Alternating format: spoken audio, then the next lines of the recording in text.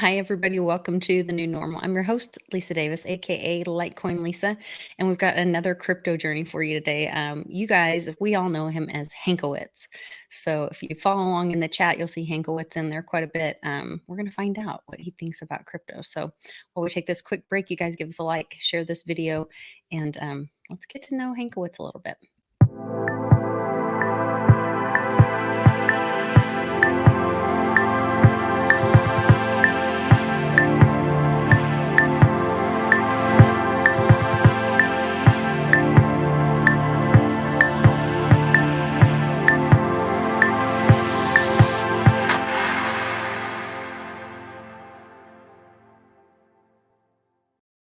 Welcome back, everybody. Hankowitz, thank you for joining us today.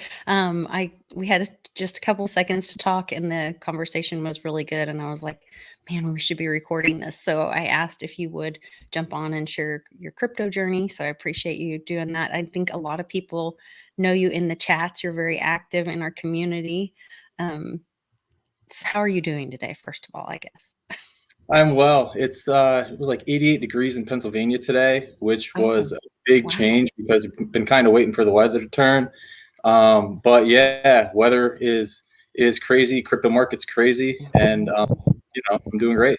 Thanks.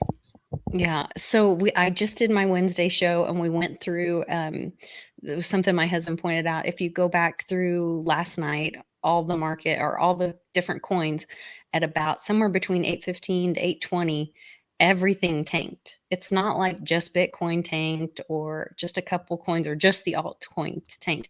Everything went down at the same time, which before, when we were just talking, we both talked about that we have Bix in common. Bix Weir is kind of the crypto godfather of my family. And you said that's kind of how you got into crypto as well. And, he talks about the click of the mouse all the time. Do you think that's what happened last night?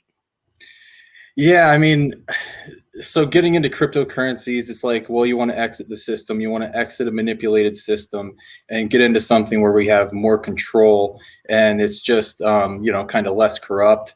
And, when you see things like this happen, like what happened last night, you see every crypto down. Theta is completely different than Bitcoin, which is completely different than, any name a crypto. They're all different. And, Yeah, their when charts look exactly the same. Yeah, so when stuff like that happens, it's like, well, that's kind of the only explanation. It's not like, even to coordinate that many cells at the same time, how could that ever happen? It's literally a click of a mouse. So, things like that, it's disheartening. But I was telling you before the show started, I was speaking with a friend today, and it was just like, hey, it's a great day to buy.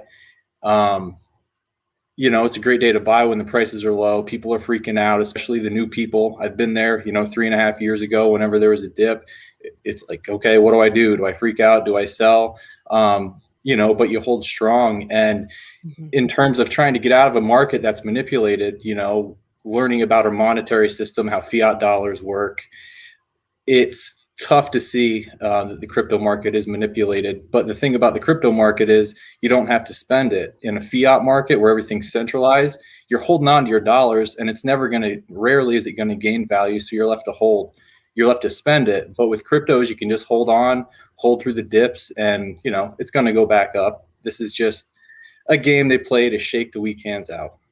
I think that's a great point that although, we're seeing the manipulation even in the cryptocurrency market, but the difference is that it is decentralized. And so although the exchanges might be showing this fluctuation or this manipulation, that's not what's really happening on the ground. I'm not selling my Bitcoin for 31 grand, Right. I don't think a lot of other people are either. So we know it's just noise or numbers. And if we can get out of that system where we keep having these middlemen, whether it's exchanges or banks or whatever, and have that free market peer-to-peer, that's where the truth in value comes through. So, so when did you first, I know Bix was kind of your introduction to crypto, but what was your transition? When did you make the big jump? Were you gold, silver before, and that's how you found Bix? Kind of where does your story start? So my story begins probably I was finishing up college and found out I was having a daughter. So that was that was a little over 14 years ago now. So I had to start kind of thinking about the future and how to prepare, because now it's not just me. So I actually read Ron Paul's book End the Fed, and it just helped me to understand, hey, this is how our banking system works. This is how our money works. It's all fiat. It's not backed by anything. So, 14, 15 years ago, I started buying silver. And, fast forward a couple of years, you start hearing rumblings of Bitcoin. And, I knew it was a currency, thought of it as like computer money, didn't really trust it, because at this point I was speculative of everything. I didn't trust anything. But then I remember there was an event in Cyprus. Their banks failed, and I remember reading that there was a run on the banks. People couldn't get cash, they couldn't buy anything, and people were running to Bitcoin. So when I saw that, it's like, okay, well, this is in opposition to the manipulation and in opposition to the centralized banking system. And then, it took a couple of years till I finally stepped in, but it was like, September of 2017, I bought Bitcoin for the first time on Coinbase. And yeah, and then I've just So you got held. to go through that bull run, that quick bull run, and then through the bear market. It was crazy because you buy it, and I was early enough where I didn't have a whole lot, but I saw the highs and I thought it was going to go up forever. It's never coming back down. You got to buy as much as you can. And I guess what I learned is bear markets are a blessing because you can buy cryptos at cheap prices, but then it's also like, set a plan. Okay, look at this thing, study it. How high do you think it's going to go? How much do you want to buy? And set exit points, incrementally sell out, because last time I was just kind of left sitting on my hands. Bitcoin was down to whatever it was, 3,000, 2,000, and Right. Litecoin was down to $20. So it was a great learning experience, and hopefully I know what mistakes not to make next time. Well, and from what little I've talked to you so far, I think that you are on board with exiting that fiat system. And so when we talk about selling out, we don't mean getting back into fiat, but for me and for my family, it's about help using those gains to get me more out of exiting more out of this system by paying debt off and things like that. Is that kind of is part of your strategy, getting out of the debt system that is the fiat system? Yeah. So funny enough, I just changed jobs. I was in medical sales for 14 years, and when I changed my job, I had this 401k account. It was just sitting there, and it's like, all right, well, what do I do with this? I don't want to roll it over. Who knows when the stock market's going to crash? Even if it goes up to 100 or 200,000, the Dow goes up to 100 or 200,000. What does that mean about our dollar? So I took it out. I paid my truck off. I got out of some debts, and that's where I'm at. I'm getting out of the debt Awesome. and fiat system as quickly as possible. Awesome. I love hearing that. So are you a Bitcoin maximalist? I'm assuming you're not, since you're watching Litecoin Lisa. Are you No, are and you into any altcoins, or are there certain projects that you get excited about, and I see a get future? excited about a lot, but just from listening to Bix in the early days, I got into Litecoin. I got a little bit of Bitcoin, but I got Litecoin first, and then I started reading a little bit, learning about different projects. I do like Digibyte. I really like Theta. I was fortunate enough by listening to Bix and Snip and all those guys to get on the Theta train, fairly early. And again, I just dipped my toe in. I wish I would have bought a lot more. Right. But there's a lot of good projects and there's a lot of bad projects. I've got a handful that I like and hold. Are you doing any staking or mining? So I staked some of my Theta about a week or two ago. I was kind of waiting for the mainnet launch, and then that didn't happen. I was just kind of sitting here, and it's just I'm not selling anytime soon, so I staked it. Interesting. So when you're looking at projects, what are some of the things that you look for in a project, that makes you want to be a part of that or to invest in that project? So it generally takes a lot, because lots of projects, if you go to their website, most of the websites are going to look really good. It's going to look like the best thing ever. I do rely on, who the team is. Number one, it's what problem do they solve? Litecoin, well, it's a means of exchange. Theta, the broadband expansion is unreal. And then on top of it, they're getting into the NFT. They're going to hopefully dominate the NFT space, even though I don't necessarily have a horse in that race. It seems to be a big thing, and people are catching on to the NFTs. So Theta's doing great things. They're going to solve problems rather than having a 5G tower, every 100 yards or 200 yards. We've got our own decentralized network. So I think what problem do they solve is probably, the biggest determining factor if I'm going to invest. Yeah, that's a great way to look at it. So when you're doing your research, you're talking about, listening to Bix and Snippy, and then also doing your own research, looking at those white papers and projects.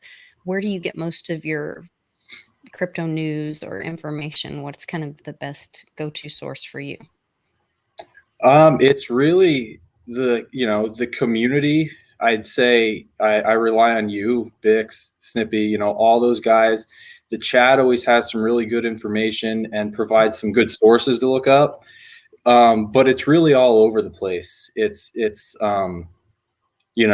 try to go to the primary source, like you said, read the white papers, go to the actual web page, see what they're doing, see if it works, look at the roadmap. Are they on track? But as far as like news and current events, I don't pay attention to a whole lot, only unless it's something, the main net for Theta was delayed. But I don't plan on really selling anytime soon outside of my plan. I mean, I'm going to sell a certain percentage when certain markers are hit, but I'm not concerned about day-to-day fluctuations or, major news stories unless it's like controversial. So would you say that you're more of a hodler then? No doubt. I You never sold trade? a dime. Okay. But that was that was probably a mistake, but lesson learned. But yeah, I'm hodling hard. Yeah, it's really interesting. I think we did have a lot of people come in that wave, the end of 2017, beginning of 2018, and we're there for that last high. And then I agree with you that the bear market's a blessing. I think that was a great opportunity for education. It's a lot less scary learning when it's down here than when you're up here on the roller coaster and trying to learn how to get on and off the ride. But I'm curious what the new wave, because we had with the Doge thing and Wall Street bets and all that, we do have a big young group too. A lot of them are using Robinhood and different things, Cash App, PayPal, to put their crypto on. And I'm curious, like, will they bail out at the top? Will they get on that crypto ride, and when it goes high, are they just in it for the dollars, or will they see the manipulation in the system and want to stay on even if it puts us through a new bear market? I'm curious what your thoughts are on kind of the youth getting involved in, or the younger folks getting involved in crypto. Right. Well, I don't want to lump everyone together, and I don't want to draw any unfair conclusions. But if I had to guess, I mean, if you're buying your cryptos on Robinhood, again, there are exceptions to every rule, but it's more like somebody wants to get rich in a week. They're going to buy Doge on Robinhood. They're going to hopefully maybe sell when it goes up. All in all, I just don't like the whole ETF thing. It's the whole reason that, I don't like paper silver market. It's not real. And I think one of the things that I value about the education I got from Bix and Snip was, if you don't hold your private keys, if you don't have your mnemonic phrase, you don't own your cryptos. So I bought a hardware wallet before I ever bought a crypto, because I'm not playing that game. It's if I don't understand it, I don't want to invest. And unfortunately, being able to download Robinhood, buy and sell, it doesn't require that homework to get in. And it could be I mean, I think it's good for like, I think it'll drive the run up because people will be FOMOing in. But overall, I don't know if it's the most healthy thing for For cryptos. sustainable kind of, Right. yeah, situation. That's a great point. So when you got into crypto, I guess were you already a gold and silver bug Yeah, person? so I got into silver first. Okay. More silver than gold, just because it was more affordable, and I had just graduated college, and I would, buy a couple ounces here and there. And that's another thing where I thought that the banking system was going to collapse years ago. So I was just trying to buy as much as I could and just waiting and waiting and waiting. And we all know 2008 happened, and we ended up kicking the can down the road. Right. But again, even that's a blessing, right? I wanted silver to go to hundreds of dollars an ounce back then, but You've had all this 15 time years. to accumulate. Yeah. Exactly. Yep. So all that stuff, it's a blessing. It's funny because you think you know what you want and you're waiting for it, and then it doesn't happen. But you're looking back 10 years later, and it's like, oh man, I'm lucky that it happened the way that it did. The way that it did. Yeah. So when you got into crypto, did that change your view of the world, the financial system, or was that through silver that you noticed all that manipulation? And um, do you look at the financial system differently, or the world, I guess, in general, differently because of crypto? Yeah. So that's that whole when I understood how our monetary system works, it led to a much broader understanding and diving down, rabbit holes all over the place, trying to figure out what the nature of reality is. The awakening was more than just monetary, but it's okay. Well, what's the power behind our military, and why are we in all these wars? And then it branches out into basically every aspect of our life. So it led to this much much bigger awakening, spiritual awakening. It got me back to Christianity because I grew up a Christian and kind of got away from it. I went to college and got my biology degree, so I was pretty I guess off the Christianity path. And in my own, I was questioning it honestly. But Right. when you're in your 20s and your early 20s, you kind of tend to think everything. And but I did start reading the Bible. I started reading it to prove it wrong. And the more I read it Interesting. and the more life I experienced, it was more and more glaringly obvious that it's like, oh man, there's a lot that's in here that's happening right A now.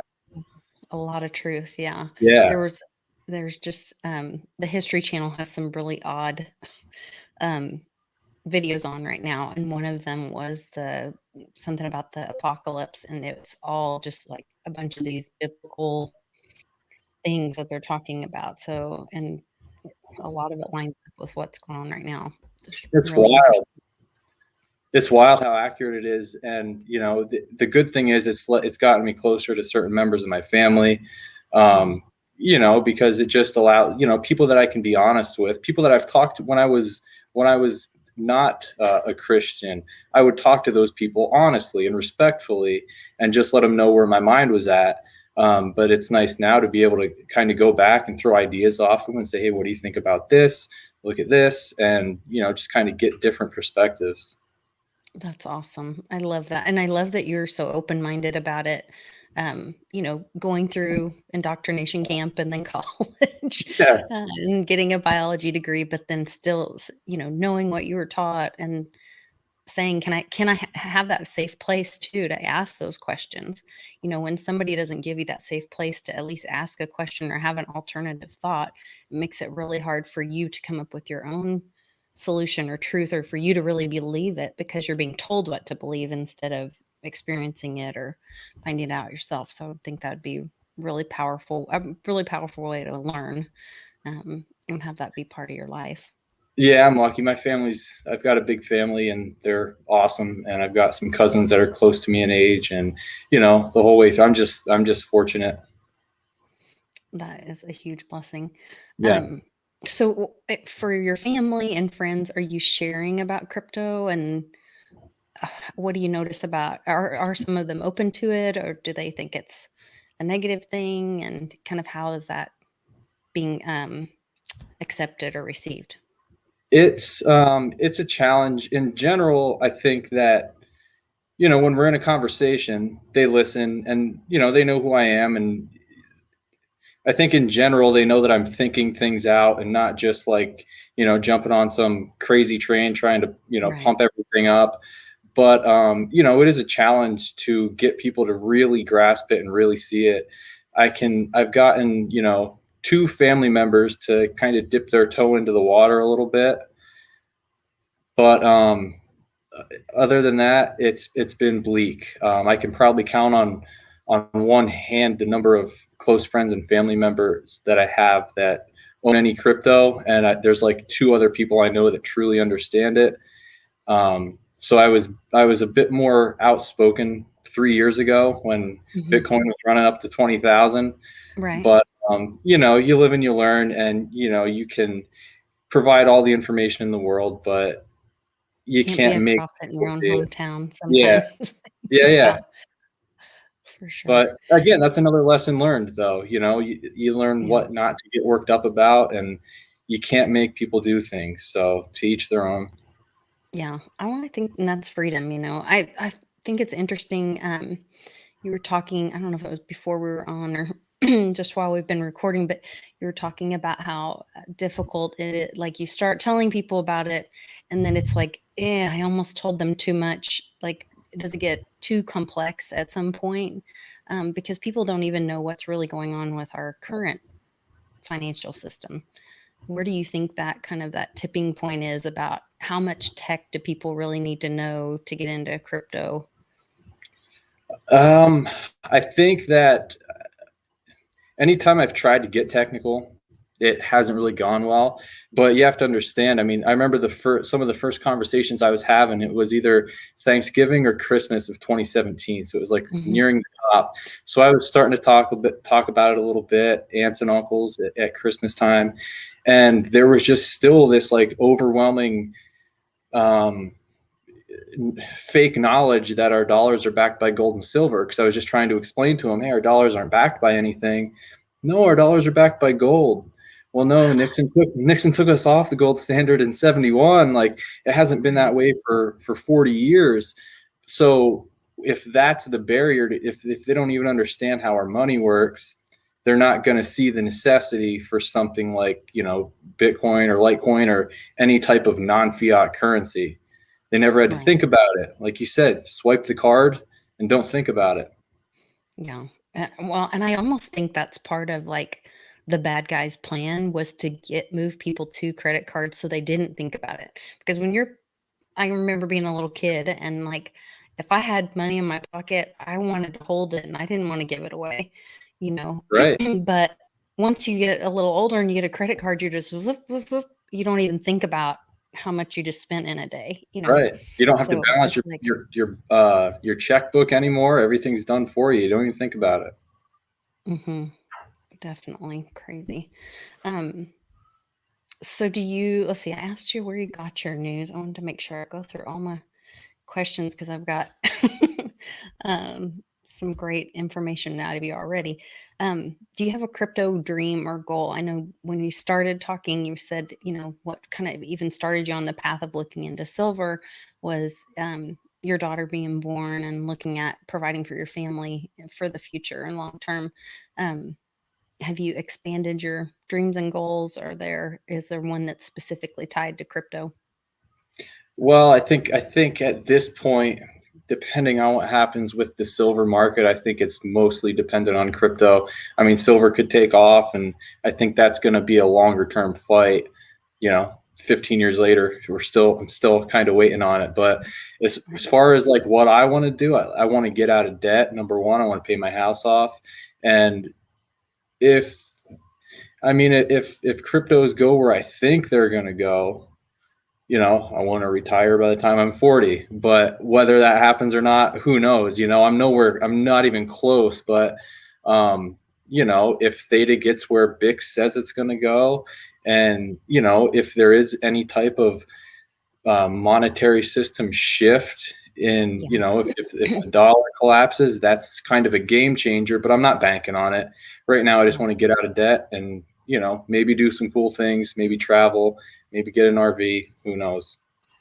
The RV thing seems to be a trend. I think that's with, COVID and all this traveling has been like, it was bad enough when 9/11 happened and we got the TSA at the Right, airport, but now it's like really just not that much fun to travel. So I'm hearing a lot of right. people talking about RVs. I think that's kind of cool. Um, well, thank you for sharing your crypto journey with everybody. I think it's really cool to. Oh, do you have any like tips for new people or do's or don'ts that you wish, like some of those stumbling blocks when you first got in, that you wish somebody had told you? Number one, I would say get a hardware wallet, back up what you can, you know, store your cryptos on a hardware wallet. Number two, the biggest thing that I learned was have a plan. Don't just buy it and expect it to go up. And then, you know, it goes up 10x and you're like, okay, do I sell? Do I not? Mm, Analyze it. Where do you think it's going to go? And then set points along the way to take profit. That way, at least to, great you advice. know, realize some of your gains. Yeah, I think about this last, little peak we had and people were making plans and whatever, but a lot of people didn't take profits there. So if I think that's a great point. If you have some points where you say, okay, if it gets to this number, I'm gonna pay my car off, pay my house off, Right. do these things, and then take action on it. If it retraces, you at least did those things at those points, and Yep. you won't be missing out. And then you just hodl until it goes back up again. Then you Yeah, I take mean, it. if you're out of debt, you don't have those bills to pay. Who cares? You know, who cares where the price is? Don't look 6 months down the road, 5 years, 10 years. Where are things going to be? It's Yeah. crazy, but Well, hey, and when you brought up the Greece or Cyprus banking crash, it makes me wonder if that was like a test net. And they're like, okay, what happens? Because that happened after Bitcoin was um, was invented, so people had an option yeah, to, and they run to Bitcoin. So yep, as we see that happening in the U.S., it'll be really interesting to watch and see, because I think it's inevitable that the banks are going to go down, but we shall see. We shall see. We're all watching this movie together, I guess. yep. All we can do is hope for the best and prepare for the worst. That's right. Well, thanks again for joining me. I really appreciate it. If you'll hang out with me real quick, I want to ask you a couple more things after, but I just want to wrap up and tell everybody thank you in the chat for joining us on this live premiere. You can find Hankowitz in the chat all the time. Ask him lots of questions. He's got lots of great stuff to share with everybody. So we'll see you guys next Thanks. time on the new normal. Thanks, Hank.